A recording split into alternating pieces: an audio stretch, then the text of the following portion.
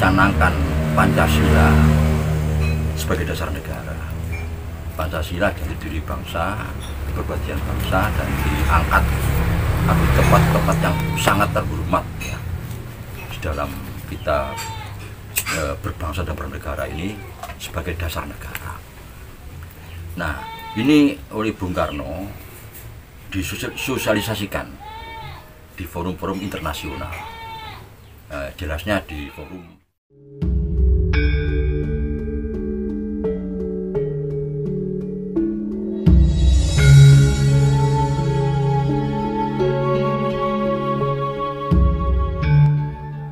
kesempatan yang lalu bahwa panjenengan memastikan peristiwa Sabdo Palon Nadi Janji itu terjadi pada tahun 1945 dengan segala bukti-bukti yang sangat relevan secara ilmiah.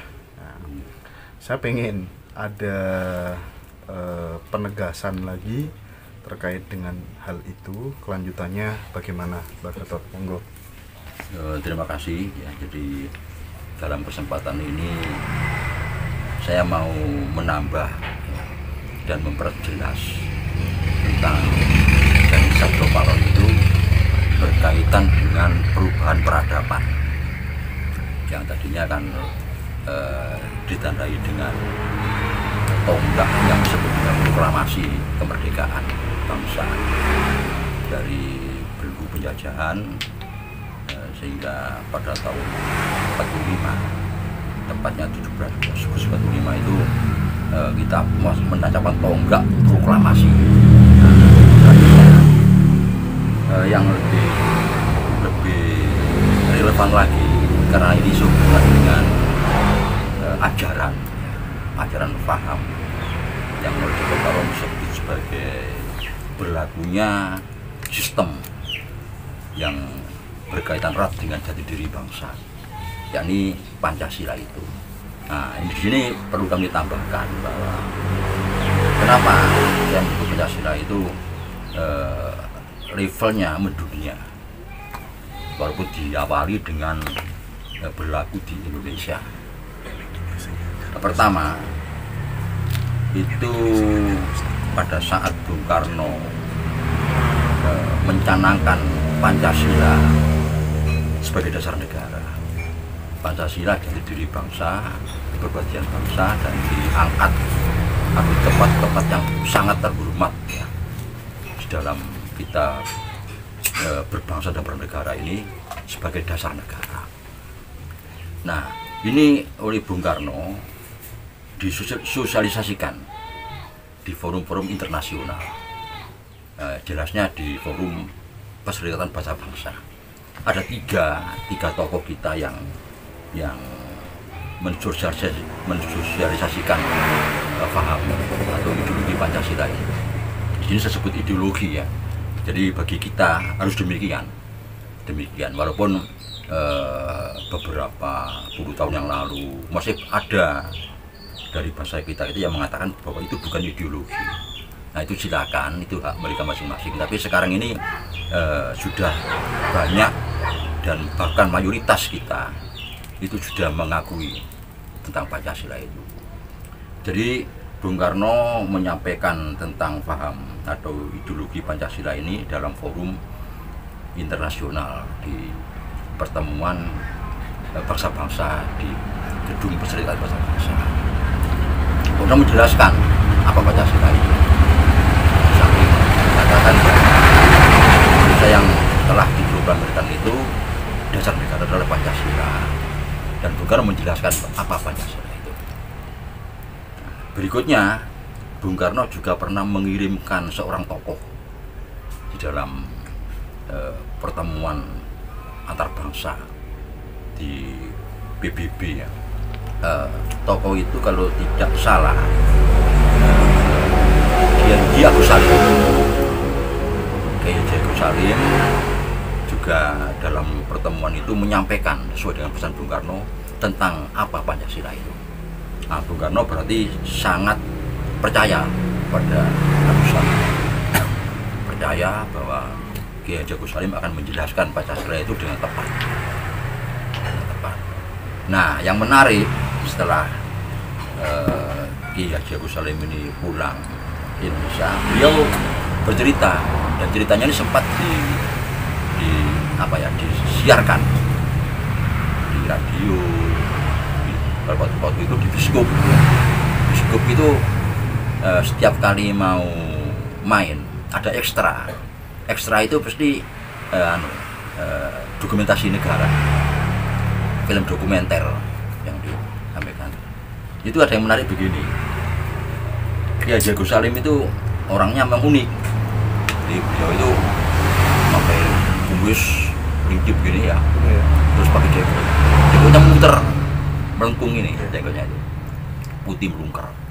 Nah, memang terkesan Mak Nyusewu seperti kambing. Sehingga pada saat giliran beliau untuk tampil ke mimbar kan bergilir perwakilan negara-negara itu, beliau disorai.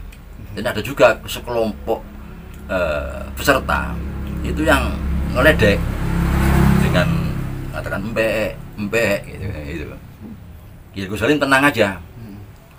Demikian beliau di mimbar, beliau salam mengucapkan saudara-saudara yang terhormat dan kambing-kambing yang terhormat. Nah, itu sempat protes. Undangannya ada binatang di dalam. Iya. Nah, terus jawab, yang bebek dari siapa? Itu di situ uniknya.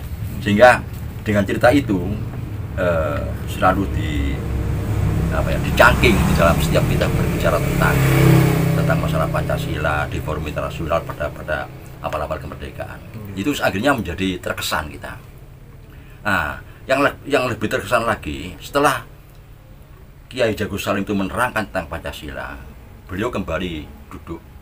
Itu ada beberapa negara yang mendekati, antara lain Cina. Nah, utusan dari Cina itu mengatakan nanti kelak Pancasila akan dipakai oleh semua negara akan dipakai oleh dunia Pancasila. Ini kata-kata Kiai Haji Agus Salim. Kelak Pancasila itu, ideologi Pancasila itu akan dipakai dunia. Itu kata-kata itu. Nah, ini sangat berkesan. Meyakinkan pada kita bahwa memang ideologi yang ditawarkan oleh Bung Karno itu tidak sembarangan. Jadi betul-betul ideologi yang mampu untuk menggantikan ideologi lain yang sudah dianggap usang oleh Bung Karno tadi. Yang ketiga, tokoh yang sering menyampaikan itu Dr. Ruslan Abdul Ghani. Dr. Ruslan Abdul Ghani itu juga muridnya Bung Karno, yang Menteri Waperdam dulu, Wakil Perdana Menteri, juga pernah Menteri Luar Negeri. Itu muridnya Bung Karno, di mana Bung Karno menyatakan bahwa Ruslan Abdul Ghani itu sangat menguasai tentang apa itu Pancasila, sehingga Bung Karno sempat mengatakan ini kebunyi Sugudel, saya marah berguru pada Ruslan tentang Pancasila, padahal beliau murid saya tentang Pancasila ini. Ini kata-kata Bung Karno, sehingga sangat dipercaya. Dan ini di dalam setiap kali menyampaikan di forum internasional tentang Pancasila itu. Nah, ini sesuatu yang menarik, yang membuat kita percaya diri. Nah, berikutnya begini. Jadi saya beberapa kali menyampaikan bahwa ideologi Pancasila itu memang sementara ini hanya di Indonesia yang pakai itu, tapi kelak akan mendunia. Nah, kenapa demikian? Kita paham, masih ingatan kita masih kuatnya pada saat kita habis memberikan kemerdekaan negara yang kita pamerkan itu dengan dasar Pancasila. Jadi maaf, di sini saya tidak mengatakan negara yang kita dirikan, bukan ya. Indonesia itu sudah ada jauh sebelumnya.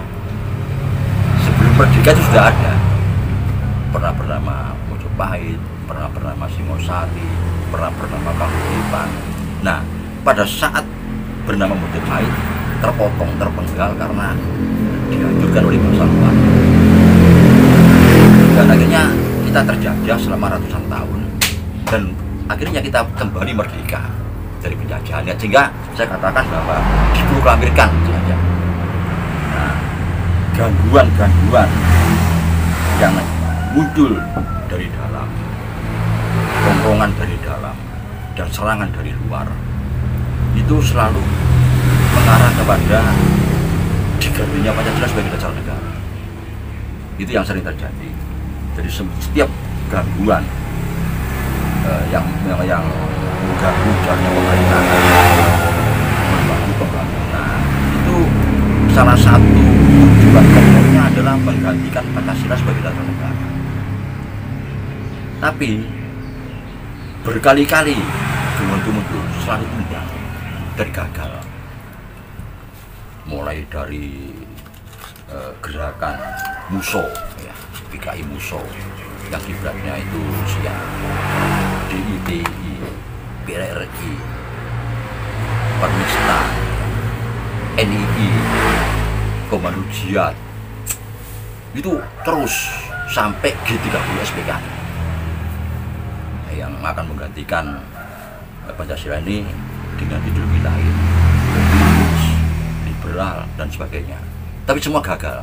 Juga termasuk gangguan-gangguan untuk merubah ideologi Pancasila ini dengan cara konstitusional.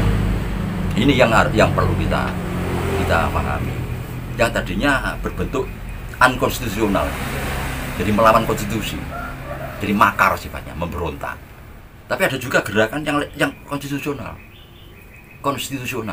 lewat jalur legislatif, menguasai forum, diusahakan forum nanti kalau musyawarah tidak bisa dicapai, lantas dengan voting dia menang. Nah ini kan jalur yang konstitusional lewat legislatif, juga lewat eksekutif, bahkan lewat yudikatif. Nah, dan semua gangguan ini selalu ada campur tangan dari bahasa asing. Bahkan ada juga dan banyak yang disetir bahasa asing, dimunculkan oleh bahasa asing. Entah Eropa, entah Cina, entah Rusia, entah Amerika. Itu pasti di belakang itu ada kekuatan asing. Setiap kali kita diganggu. Nah, karena setiap kali ada gangguan dan selalu gagal, kita selalu menang. Pancasila selalu menunjukkan kesaktiannya, menunjukkan kekuatannya. Otomatis yang kagum itu bahasa asing, yang heran itu bahasa asing. Kenapa? Ada apa dengan Pancasila ini? Oleh karena itu beralasan kalau kita meyakini bahwa kelak Pancasila itu akan mendunia, dipakai oleh dunia. Karena dunia akan tercengang, akan berpikir sekian kali, tiap kali dihancurkan, dihantam Indonesia ini dengan Pancasilanya, selalu bertahan. Nah ini kan akan menjadi tanda tanya. Akhirnya terpaksa mereka mempelajari Pancasila itu. Mereka akan mempelajari ada kekuatan apa di Pancasila ini. Nah disinilah yang kita sebutkan bahwa kelak Pancasila itu akan mendunia. Karena yang menguji itu bukan cuma kita, tapi juga bangsa asing dari segala macam ideologi yang sekian kali menghantam Indonesia, dan kita bertahan dan kuat. Ini sehingga akan menjadi tanda tanya. Mereka akan mempelajari Pancasila itu apa. Nah, sehingga rupanya setelah terproses 75 tahun, maka Pancasila itu gemblengan. Nah, kalau kita baca menggunakan wayang yang ada tokoh-tokoh yang digembleng, dimasukkan kapal untuk dipukul,